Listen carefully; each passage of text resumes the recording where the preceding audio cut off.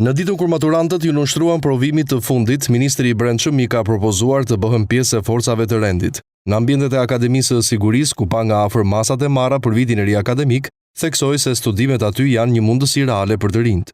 Ju ftojmë të konsideroni një rrugë jetësore që mbart misionin, dinjitet dhe përkushtim, rrugtimin për të bërë punonjës policie. Shkolla e policisë ofron një formim cilësor, modern dhe të përputhshëm me standardet europiane të sigurisë publike.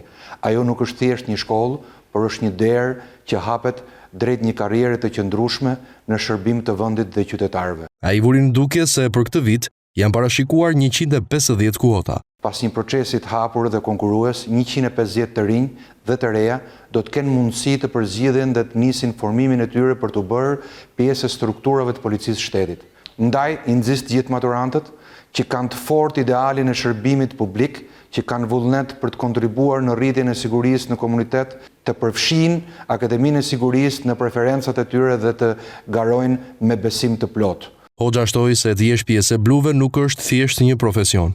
Arsyeja sepse i duhet zgjidhë policinë e shtetit është sepse policia e shtetit e para është një profesion, e dyta është një e drejt e garantuar nga Akademia e Sigurisë. Kjo akademi tashmë është e akredituar dhe një nga pjesa më e rëndësishme është edhe pagesa të cilën këta maturant marrin, e cila është një motiv për të krijuar një jetë të re, një profesion të ri, një vizion të ri për sa i përket profesioneve të lira. Në qendrimin e tij, Ministri i Brendshëm theksoi se është e nevojshme që të ketë një rifreskim me të rinj të trupës së forcave të rendit.